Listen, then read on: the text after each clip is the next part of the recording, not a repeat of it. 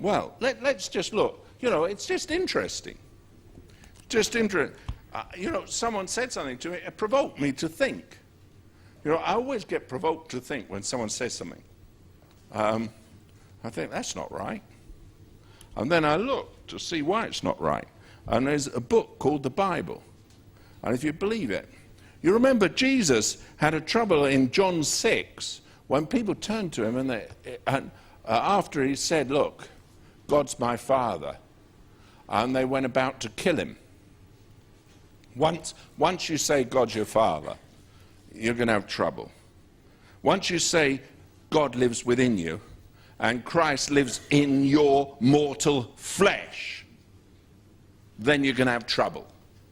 Because they don't mind God being in your spirit, because you can be a Gnostic and believe that. But when you said Jesus Christ has come in your mortal flesh, then you're bringing humanity into touch with God, and people can't take that. You see, a person can meet your flesh because you've got a body. That's your flesh. And as long as you get the idea God's somewhere in your spirit, well, where's your spirit, for goodness sake? That's safe. But when you say Jesus Christ has come in the flesh, in your flesh, and the Romans 8 makes it very plain, you're quickened in your mortal flesh, then it kind of isn't so far away. Spirit realm seems far away. Flesh realm is right in front of your face, isn't it? Hello? And you see, that's where, hey, they got mad at Jesus. That's why you find the Gnostics, they like to say that Jesus wasn't human. He was a kind of angelic being. And he didn't really die on Calvary's tree, couldn't die. He just swooned. And a lot of the Eastern religions say that, you know. The blood wasn't shed because angels don't have blood. Well, you know, I mean, people come up with all sorts of ideas. And Jesus wasn't really God, he was an angel. Now, Paul had to write them, and, you know, there's a lot of things that we kind of take for granted. Here, turn back to John's Gospel. You remember we looked at it before. When the Jews, let's take chapter 7 and verse 2. Now the Jews' feast of tabernacles was at hand. And his brethren therefore said unto him, Depart hence and go into Judea, that thy disciples also may see the works that thou doest. For there is no man that doeth anything in secret, and he himself seeketh to be known openly. If thou do these things, show thyself to the world. For neither did his brethren believe in him. Then Jesus said unto them, My time is not yet come, but your time is always ready. The world cannot hate you, but it hateth me, because I testify of it, that the works thereof are evil. Go you up unto the feast. I will not go up yet unto this feast, for my time is not yet full come. When he had said these words unto them, he abode still in Galilee. But when his brethren were gone up, then he went also up unto the feast, not openly, but as it were, how? In secret. You see, there's a lot of things that are secretive.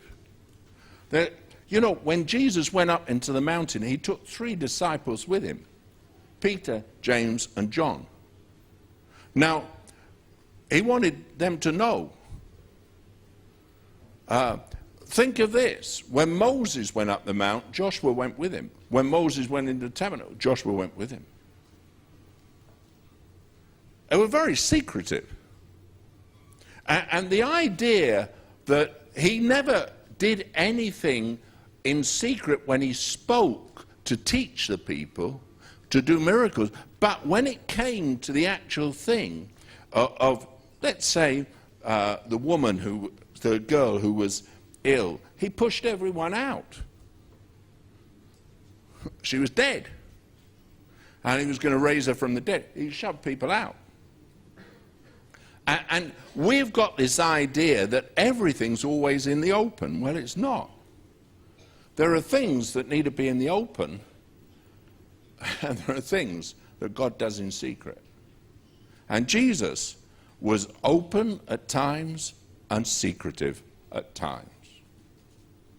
And if you don't understand that, you get yourself in a fix. Because there's things that Jesus, sometimes he took the disciples aside and told them what things meant. Now the multitude didn't hear. The Pharisees and Sadducees didn't hear. Jesus said, oh, it's only for you to know. And there were things he told to John the apostle, and when they went to the Last Supper, it was in secret. And he told them things. And so we need to be careful. You know, it's not good to let everything hang out. You've got to be wise. There's times when you use wisdom, and there's times when you can be open. And I think very often Christians get hurt because they try and deal with things in an open way. And you have to understand that there are principles in God. For a long time, I was led to believe that Jesus always did everything openly. There is a scripture that says so, but then it says he did things in secret. And then I had to look and say, well, just a minute. If he did things in secret and he did things, there were times when he was open, there was times when he was secret. There was times when he spoke to one individual secretly, and there was times when he spoke to the public openly. There were times he went to the 12, there was times he went to the 3. There were times he kept saying to people, tell no man. Keep it quiet. Our God is a God that, you know, he has his own methods. And I think we in our culture have been taught wrongly about God. There's mystery in God. There's things he tells you and there's things he doesn't.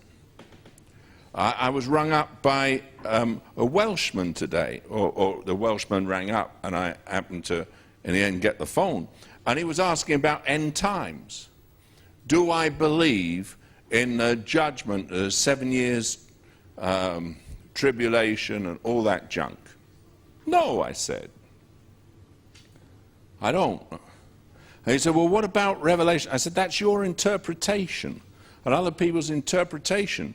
But do you realize it comes from Greek thought?